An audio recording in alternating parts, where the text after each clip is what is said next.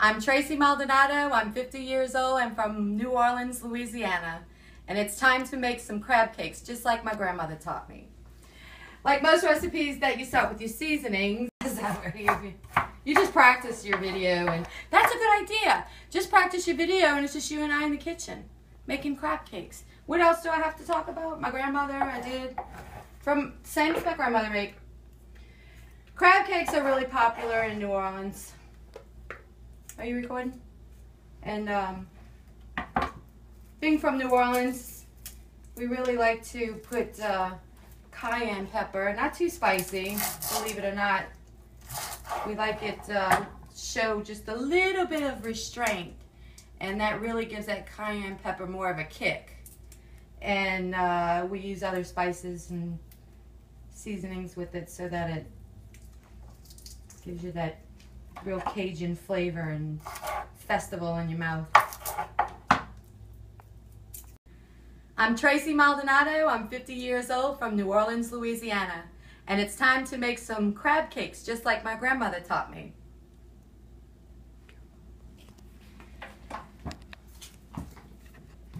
First, you start with the onion. Chop up your onions. We're going to chop up some seasoning first and get that sweating on the stove while we get our other ingredients together.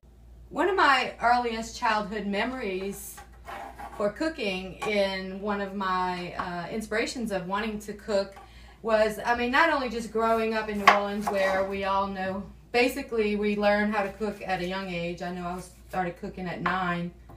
But one of my memories is from my grandmother. She made these delicious crab cakes.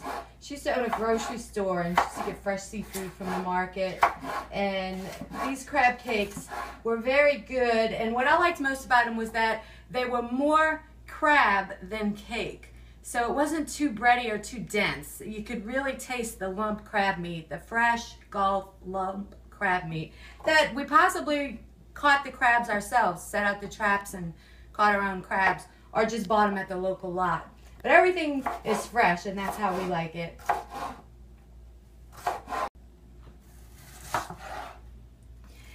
For my knife skills, I'm more about the love than I am the speed. Add the diced vegetables, the bell pepper, onion, celery,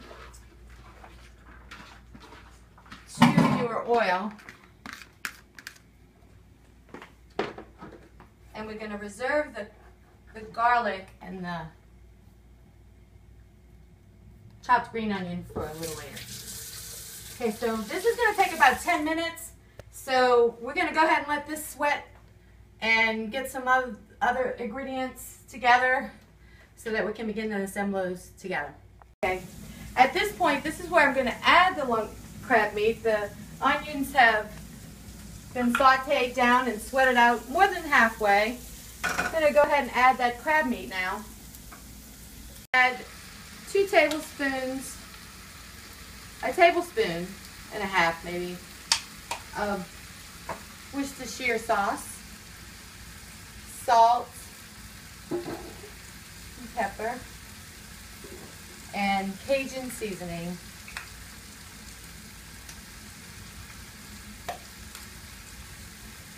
Crab meat doesn't take very long to cook at all, so you definitely don't want to go over on the crab meat. You want to par cook it, because when you assemble all the ingredients together, you're going to come back and fry it. So once you fry it, you're going to continue cooking it. So you don't want that crab meat to be too dried out.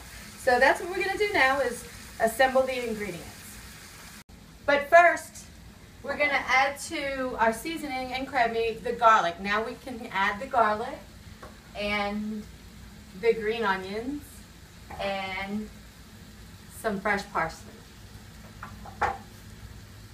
And then turn that off. And now we're ready to assemble it with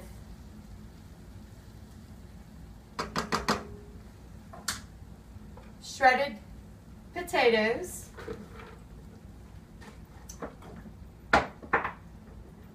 and then you can add your mixture. Then you want to combine these ingredients, give it a little fold, Get those potatoes mixed in there really good. And you always want to layer it with another salt and a little bit of pepper for the potatoes, and a little dab of more of seasoning, salt. And there you have your base. To this we're going to add 1 egg. Give that a stir. Mix that in there good. And just enough breadcrumbs to make the consistency like a thick pancake. So I'm going to go ahead and start with half a cup of the breadcrumbs and stir it around just to kind of judge, depending on how much moisture you have in your potatoes and crab meat. You can add the cup of breadcrumbs. And a little bit more breadcrumbs. So there's the whole cup. Now we mix this together and then we can begin to do the fry. Bind everything together. We're going to add 1/4 cup of whole milk.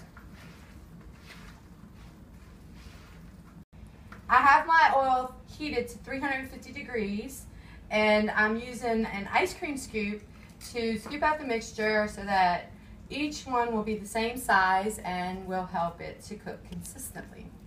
And they're ready to go right on in. This is one of the recipes that my kids like. I love to cook for my kids.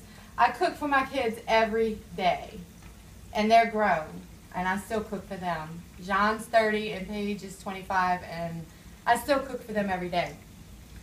I just pack it up, and sometimes I'll freeze it and send it to them, but I still cook for them every day. I love it. I love to cook for my kids, and they love it too. Things like crab cakes that Grandma used to make. So I'm glad to be able to share this recipe with you today for our video. Your crab cakes are ready. You want to just take them out of the pan and put them on a straining rack, or you can just use a paper towel and let the oil drain off and move on to the next batch. Now for the plating. This is the best part because it's almost time to eat. I like to, you can be creative with your plating if you want to put them in little windows, you can put, it's better if you have like some kale or lettuce or some fresh vegetables, some fresh under there. But today,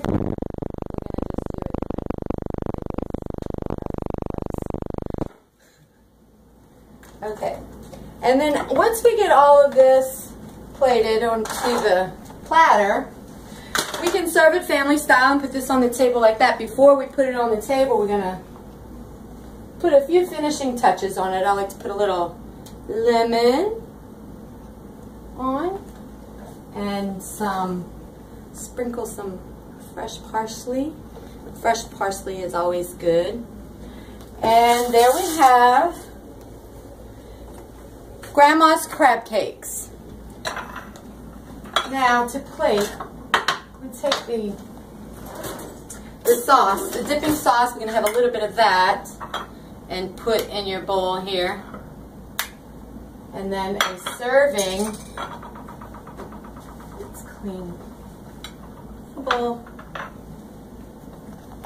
serving of crab cakes. I like to put 3 at a time. They're very rich and filling, so you don't want to fill up too much before the etouffee is next. This is one of the recipes that my grandmother showed me. I love making, one of my memories. My kids love it. They love to help me in the kitchen to make it. Hopefully next time you'll meet them. And I've enjoyed making this video, and I want to thank Gwen, my curves coach, for videotaping for me these crab cakes, which I call beautiful irony. Thank you so much, and hopefully I'll see you again.